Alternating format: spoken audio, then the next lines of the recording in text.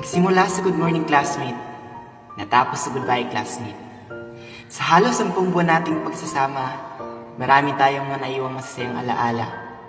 Tulad na lamang kung paano tayo nagkakilala at kung paano tayo nagturing ng isang pamilya. Nung una napuno ako sa takot ka ba, kasi natatakot ako na baka ako'y kakaiba. Lalo pat wala pa akong kakilala. Pero sa pagdaan ng ilang araw, hindi kong natatanaw na ang tayo ay nagkakaisa at naging isang pamilya. Classmate, salamat. Sa bawat tawa, sa bawat kopya, sa bawat bully, at sa bawat alala na ngayon ay natapos na.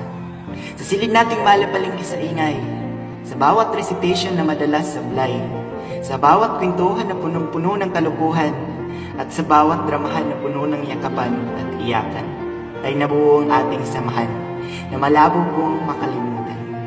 Paalam sa mga nawalan ng ballpen na madalas nalaglag lang sa mga ilalim.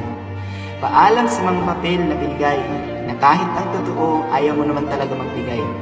Paalam sa mga chicherya na baon ng isa pero pagkain ng buong barkada. Paalam sa ating mga kwento na hanggang sa alaala na lang natin mabubuo. Paalam sa mga galaan. Paalam sa mga practice na walang nagpuntahan. Paalam sa mga report na binasa lang.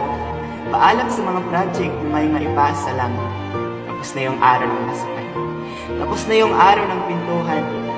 Tapos na rin ang araw ng mga lovers. At sa wakas, tapos na ang araw ng mga fingers. Di na masaya ang ating pintuhan. Dahil di na tayo buo. Malungkot man pero kailangan maging masaya. Dahil kinaya nating isama-sama. Paalam rin sa aming mga mahal na guro. Salamat sa inyong mga tinuro. Paalam sa isang taon nating samahan na sa mga alaala na lang natin mababalikan. Hanggang sa muli nating pagsasama, mga mahal kong classmates.